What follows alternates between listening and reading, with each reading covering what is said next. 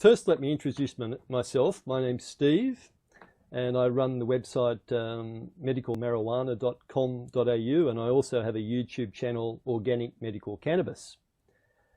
And your name is Irvin Rosenfeld, if I'm correct. That's correct. Okay, Irv. Well, lovely to meet you, and it's a pleasure. It really is a pleasure. And could I have a brief explanation of the Irvin Rosenfeld story to start off with? I know you've said it a million times before. No problem. At age 10, I was diagnosed with a severe bone disorder called multiple congenital cartilaginous exostosis. I was told there are odds that I might not outlive my teenage years.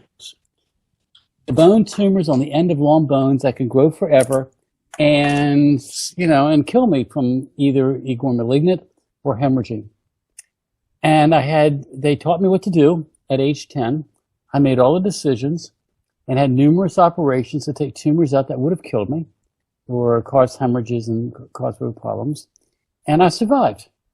And then in 1971, when I was 18, I went to college in Miami. I'm from Virginia in the United States.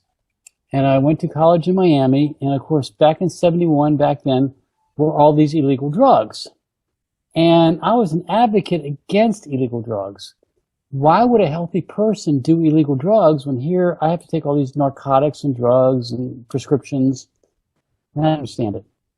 I went to college, and my apartment complex were a bunch of students, and we'd be outside smoking, or we'd be outside not smoking, we'd be out swimming, and they go, let's go drink some wine and smoke some pot.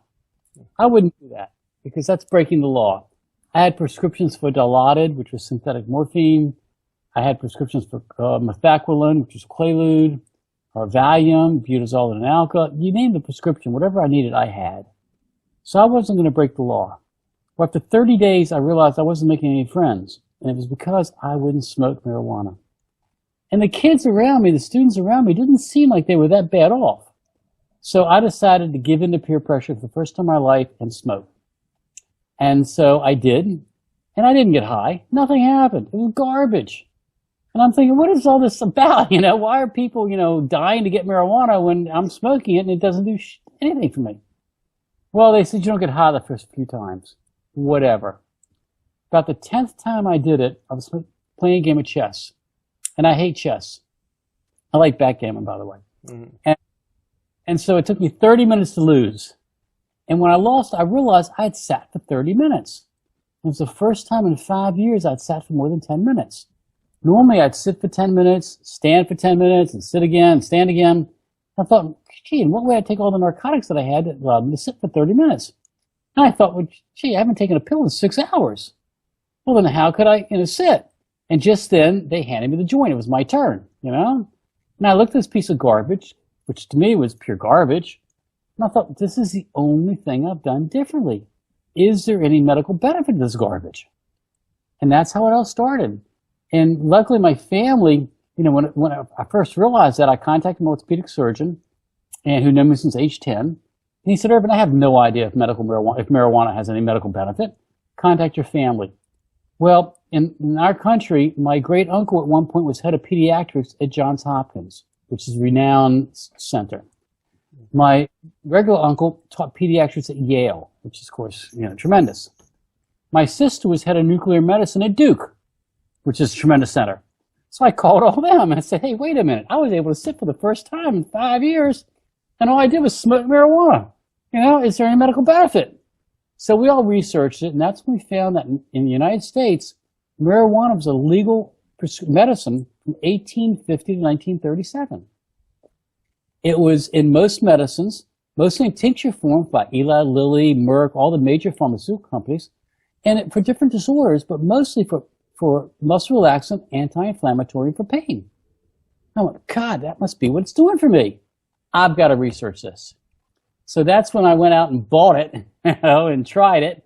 I'd used it for 3 weeks, get miraculously better, but I was in Florida, warm. South Florida normally is very warm, and I'm thinking, maybe it's the weather that's making me feel better. So I'd stop using it for a week, and I'd get worse off again. So I'd get marijuana again for 3 weeks and get miraculously better. I did this like 4 times.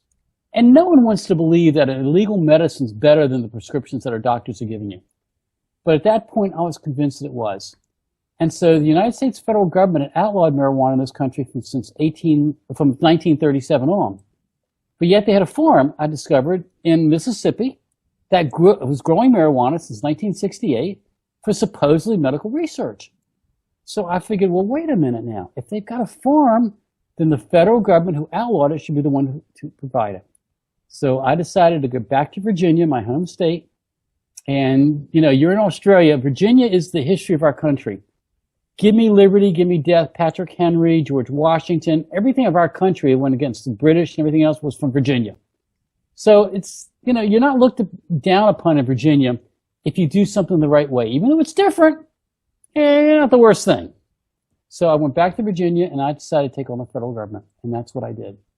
And it took me 10 years, but in 1982, I became the second patient in the United States to receive medical cannabis from the federal government. And they've been supplying me now for 10 joints a day for over 33 years. So that's how it all started. That's how it began. So that's 33 years, 10 joints a day. I think I read some there that you thought that could be a Guinness World Book of Records for 120,000 joints or something like that, some ridiculous amount. So it is. And one of my friends said, you know, Irvin, you should apply for the Guinness Book of World Records. So I did. And I did. And they came back to me saying, oh, we can't sanction this. And they said, I asked why. They go, because the only records we sanction is something that can be beaten. And somebody can prove it that they can beat you.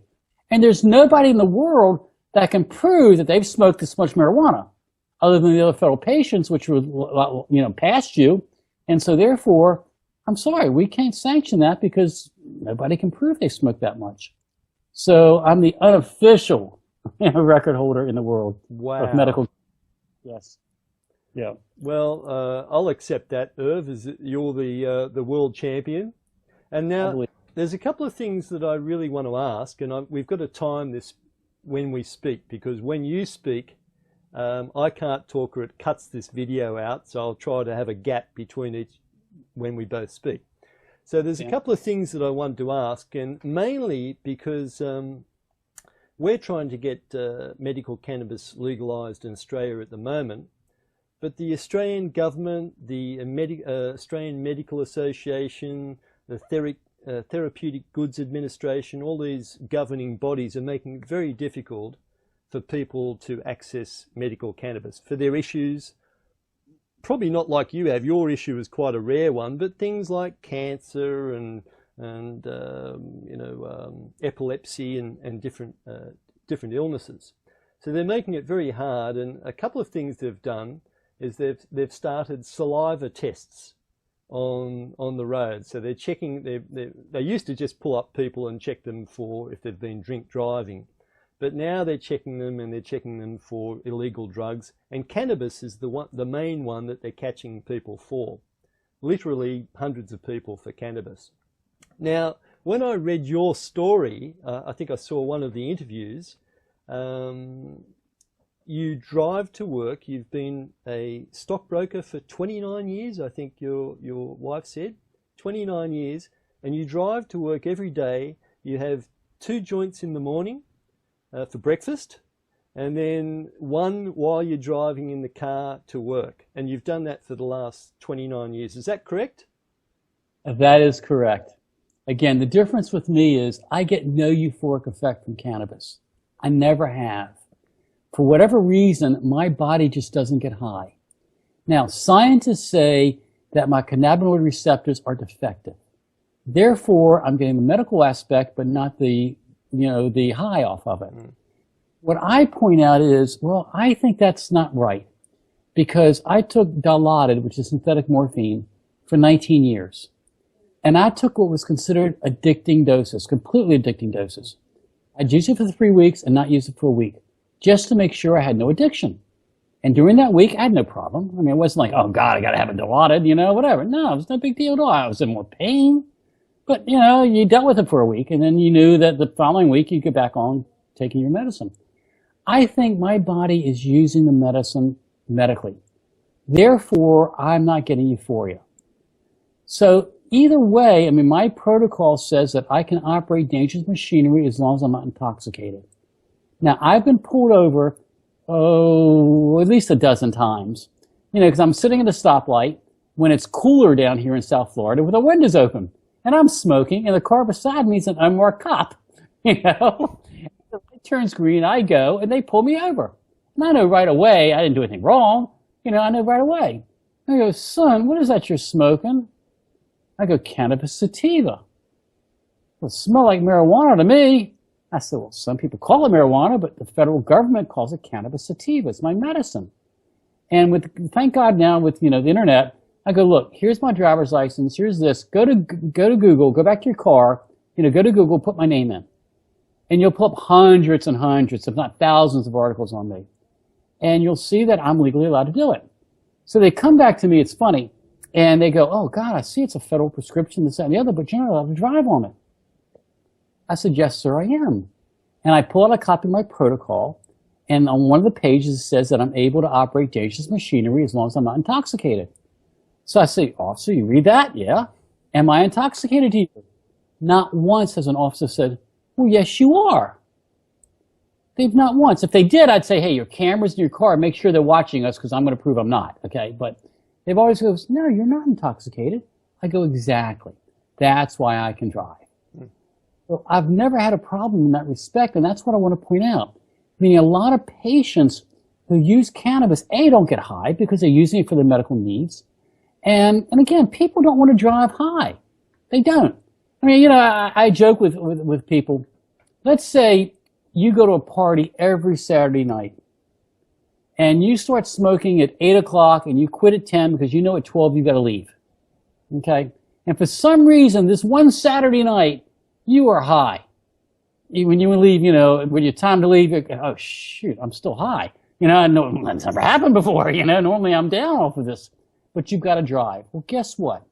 When people use alcohol and they drive, they come to a stop sign and they run it. But when people are smoking marijuana and they know they're high, they go, oh, shoot, I don't want to drive high, but I know I've got to. Well, they come to that same stop sign, they stop and wait for it to turn green. Exactly. And what you're saying, I think, Irvin, look, saying that you don't get high when you smoke, you don't feel the psychoactive effects of the THC. I interviewed Dennis Hill, the biochemist who cured himself of stage 3 prostate cancer. And he described the feeling he had from his medical cannabis as a feeling, I quote, as a feeling of well-being. That's what the feeling he got from and this is what Dennis says. And he actually worked in MD Anderson Cancer Research Center for 10 years as a researcher for cancer, and was a biochemist, and then got diagnosed with stage 3 prostate cancer and cured himself. And he's been in remission now for, I think, 6 or 7 years. So he's pretty clear. He's a great guy as well. But the other thing that what you were saying about the drink driving and the cannabis, it's like chalk and cheese. Alcohol makes you fearless. Cannabis makes you cautious, is what I've found in life. Whether you're high or whatever sort of cannabis you take, it usually makes you cautious, on the verge of paranoia, which was something I wanted to ask you. Do you ever feel the effects of paranoia? Only once. Yeah. I'm a stockbroker. I've been for 29 years. I had to go to Canada for a stockholders meeting. And I'd taken on the federal government 4 times and lost. They would not let me in with my medicine. They said, we don't let our citizens in with their medicine. Why should we let you in with yours? So I joked, this was the Minister of Health. I said, so you mean I'm a, pawn in the war between Canada and the United States? And he joked. He said, yeah, you are. Okay. So I go to Vancouver for a meeting.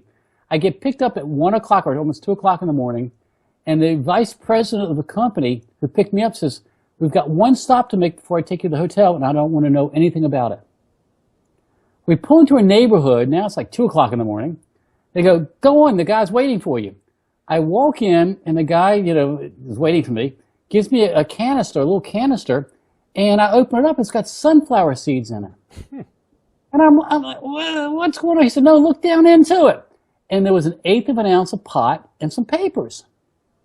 Oh, he said, that's $50. Pay me tomorrow in Canadian money at the stockholders meeting. Okay, I can do that. So I get in the car. I don't see any of the vice president of this company. They take me to the hotel. I get into my hotel room, and I roll up a joint, and I light up, and this was the skunkiest skunk you ever want to smell. And all of a sudden, I got so paranoid. All of a sudden, I realized I'm in a foreign country breaking a foreign law. Well, there you are, Irv. You can get high. I wasn't high. I wasn't high off of it, but I was breaking the law, and I realized it. So I put it out immediately. Right. And I thought, okay, I'm going to take it back to him and and just give it back to him. Well, in the morning, when, it got light, I opened the curtains, and it turns out the hotel went to the back of a big bay, and the windows opened. So I'm thinking, oh, wait a minute. Now I can light up and just blow the smoke out of the window into the bay. I don't have to worry. So the point was that in this country, I don't think twice about it because I'm legal. The only time I've ever gotten paranoid was in Canada because I was breaking foreign law, and it scared me. Yeah. And I can totally relate to that. The only reason I think that people feel paranoia that smoke is because their fear of the police, their fear of breaking the law, a stupid law, is accentuated by the cannabis. I think cannabis magnifies things, and it can magnify paranoia, and that's the reason. But if you're in a legal place and you're not breaking the law, why would you feel paranoid? Well, you know how I explain it? Because I totally believe that is true. But how I explain it is, do you chew gum? Do you chew? Yes, occasionally, yeah. Tonight at 12 o'clock, your time, they outlawed chewing gum. So now if you get caught tomorrow chewing gum, you're going to be arrested. Now, chewing gum ever made you paranoid? No. But now all of a sudden, they've changed the law. So now if you're chewing gum, oh my God, I can be arrested for this. Now all of a sudden you get paranoid. Not because of the gum, it's because of the law. Yeah. And that's the same with cannabis. Sure. Now, going back to the driving to work, you've worked for 29 years as a stockbroker. You drive to work every day under the influence of, I think, 3 joints by the time you're in the car and driving. Have you had dozens of accidents? None whatsoever. I've not had any accidents ever. My driving record is perfect. And that's what makes it so easy when I do get pulled over by a policeman. When I said, go check my driving record, you'll see there's no problems or whatever. And so, no, I've never had a problem. So no speeding, no car crashes, no infringements, probably no parking tickets either, I imagine. Well, actually, about a year ago, I did have a problem speeding. Ah. And the policeman, it was really funny. I had my bag of joints out. I had my joint out that I didn't put away. And when he pulled me over, he says, tell me those are cigarettes. And I go, no, it's not. No. I explained everything. I said, here's my driver's license. Just go back, and check me out with Google and everything else and check my driving record. It took him 10 minutes. He came back to me and says, oh, that's amazing. I checked you out, and your driving record's perfect, and, you've had no problems with it. And you're a federal patient. That's amazing.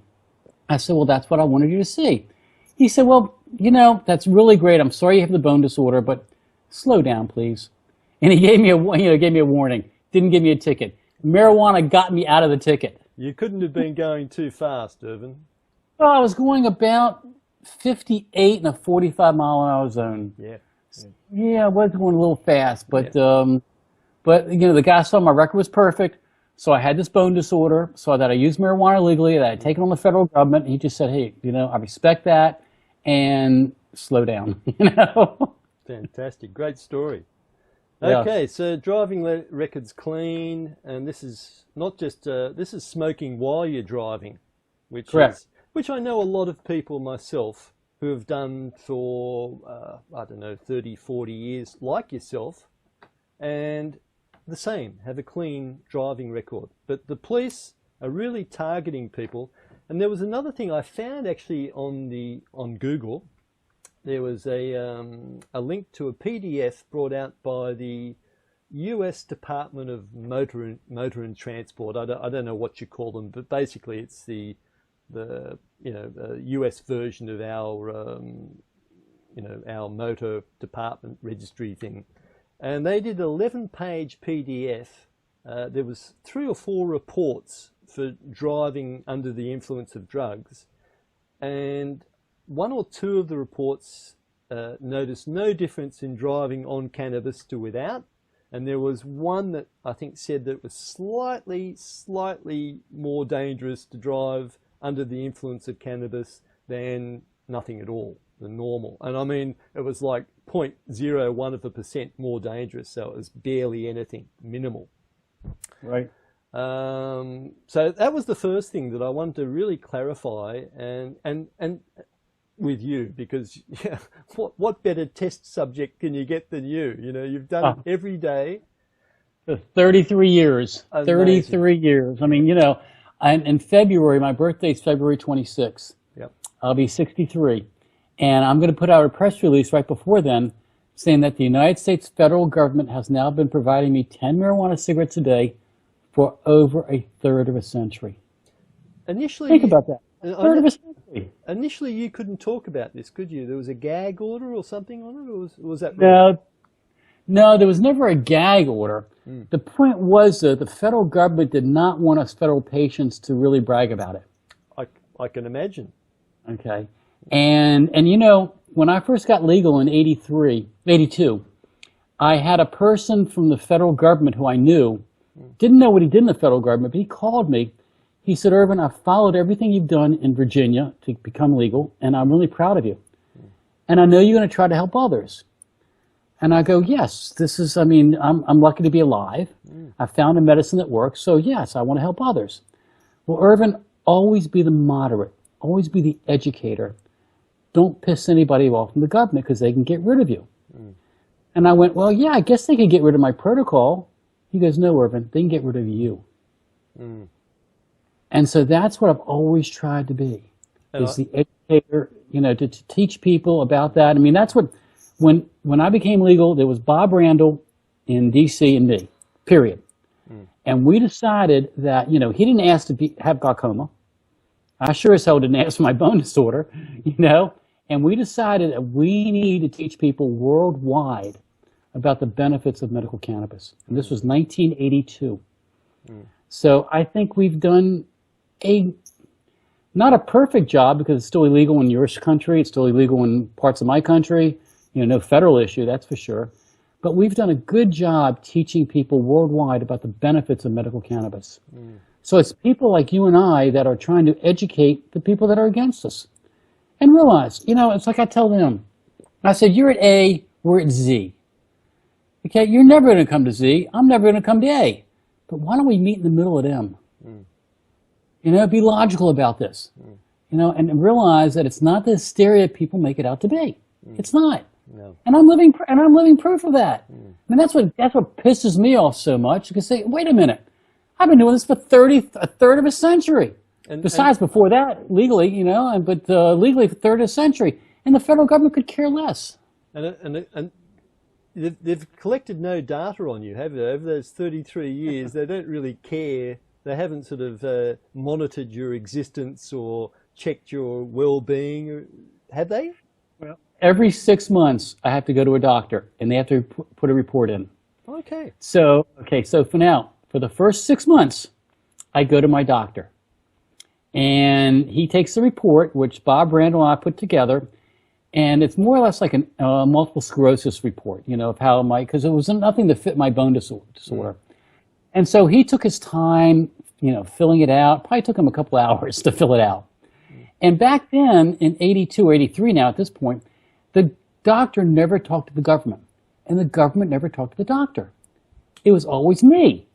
I mean, if the doctor wanted to know something, he'd tell me, and I'd tell the government.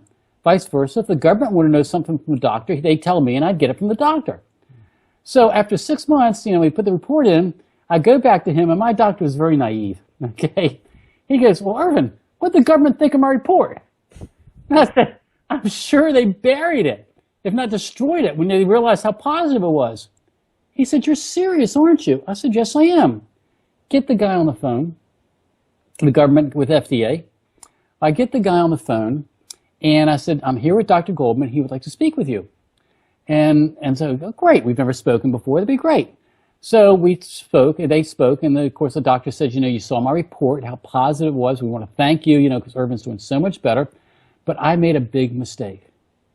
I didn't keep a copy of that report. Would you please send me back a copy of that report that I sent in to you?" "Oh, Dr. Goldman, we can't do that." "What do you mean you can't do that? I'm the one who sent it to you." "Oh, sorry. Next time you better keep the report." So then we got my congressman after them, and they still wouldn't do it. So now 6 more months goes by, and it's, like a 5-page report. And the doctor goes, "I'll be goddamn if I'm going to fill this out if they're not going to use it." I said, "Well, doc, let me help you." No. Took a red magic marker, wrote on the first page in big print, "It's working." Second page, "It's working." Third page, "It's working." Fifth page, "It's working," and signed his name to it.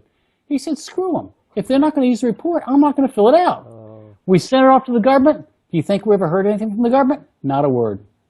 6 months later, when it came time to do another report, I said, "Doc, let me help you fill it out." And so we filled it out like in 3 minutes or 4 minutes, 5 minutes, and, but gave them the answers they wanted to, which is right. But that's the sad part about it. Yep. It's the federal government says, "Well, we don't know. We haven't researched this. We don't know." Yep. Well, wait a minute. And here I am. And the point is, before, what people used to say about me is I'm the 85-year-old man who smokes 3 packs of cigarettes per day since I was 13 and goes, "What do you mean cigarette smoking causes cancer? Look at me. I'm 85 years old. I've been doing this since I was 13. I don't have cancer." I was an anomaly. Okay. In 2001, when we did the research study with Dr. Ethan Russo at the Missoula study, which is online, there was 4 of us. Well, they tested everything because even the 4 of us thought, well, maybe it's harmed us in some way, but we didn't care because it's been so good for us. Well, they did brainwave testing, IQ testing, respiratory, memory, you name the testing, they did it on us. And guess what? All 4 of us were fine.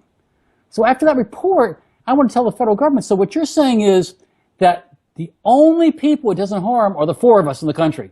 Thank God no one else has it, because everybody else it would harm, but the 4 of you are lucky because it hasn't harmed you. Yeah. Yeah. What can I say about that? Look, it's incredible, and this is obviously a joint that you're smoking as we're speaking. Yes.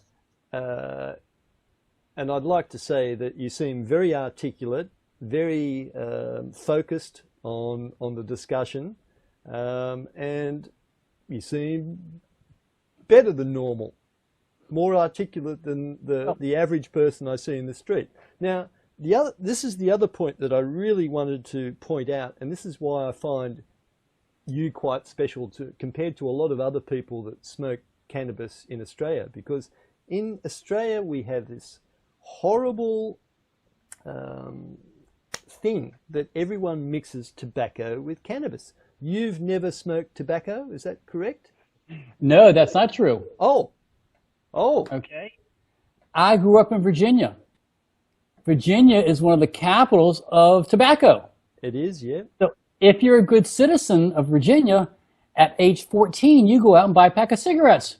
Right. So I was a good citizen. I bought one at 14, one at 15, and one at 16.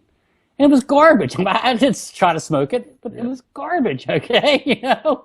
But so, yeah, back then I did try it just to be a good American or be a good Virginian. Yeah. But no, I've not smoked it. And I cannot imagine, putting tobacco in a cannabis cigarette. That would be horrible. So since you were 16, which is you're 63 now, aren't you? Right, yes. So since you were 16, you haven't smoked any tobacco, and you don't mix it with your cannabis. No, not at all. It'd be horrible to do that. I mean, I'm sorry. They all do it in Australia, Irvin. It's the common practice, I guess, because the expense. They think, I don't know if people think they're going to get higher or if they think it's going to smooth the taste or something like that. But it's just common practice in Australia to mix tobacco with cannabis. And I really would like to try and educate the Australian public that it is not the way to go. If you're going to smoke cannabis, smoke cannabis. If you want to smoke tobacco, but don't mix the two. And the other thing is you don't mix alcohol with cannabis because, again, it's like oil and water. The two don't mix. I would agree with that, mostly. And as far as putting tobacco in with cannabis, no, I would not ever want to see that. But, there's nothing wrong to me to have a drink socially, alcohol drink, and then smoke. Because, again, I don't get high off the cannabis. And a lot of people with cigarettes tell me they get some kind of euphoric effect off cigarettes. I don't know. I mean, I never did. But there again, I don't get euphoric effect off cannabis. So, the only way, for me, alcohol, and besides enjoying a drink, it actually serves as me as a little bit of a painkiller. Okay. And with my bone disorder, the way I have, I'm in a lot of times tremendous pain. And while cannabis really works and helps, to me, it's more of a muscle relaxant that eases the muscle tension, that eases the pain, versus an analgesic that actually just does the pain. And so for me to come home at night, now again, I'm not going to go out and drink and drive, okay, but for me to come home from work and have a mixed drink and then light a joint afterwards, no big deal. I don't see anything wrong with that, and it helps me sleep. So alcohol has its, problem is people can't do it moderately. A lot of people, they've got to do it too much, and that's a problem. I guess that's the thing. What I was saying was more that people go out to a pub, we call them pubs over here, or wine bars. They drink for several hours. They come home at night after they've drunk $100 worth of alcohol, and then they roll up a joint. And that, to me, I think, as we were talking about before, is alcohol makes you fearless, gives you Dutch courage.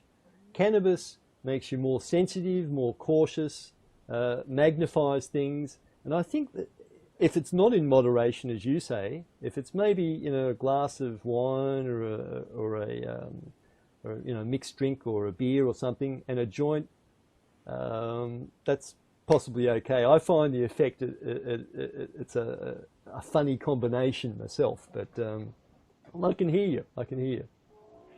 Again, I don't profess people to be drinking and driving. Oh, totally not. Okay, not at all. Not at all. That's wrong. Yeah. And again, smoking and driving, if you get high off smoking, most people don't want to drive because they don't want it. They don't want that. They're not. They're not. That's not what they're after. They're after relaxing or whatever and not causing them problems because again, they're going to get paranoid. Okay, God forbid, am I going to be pulled over by police, and what's going to happen? And the same with drinking, in that respect.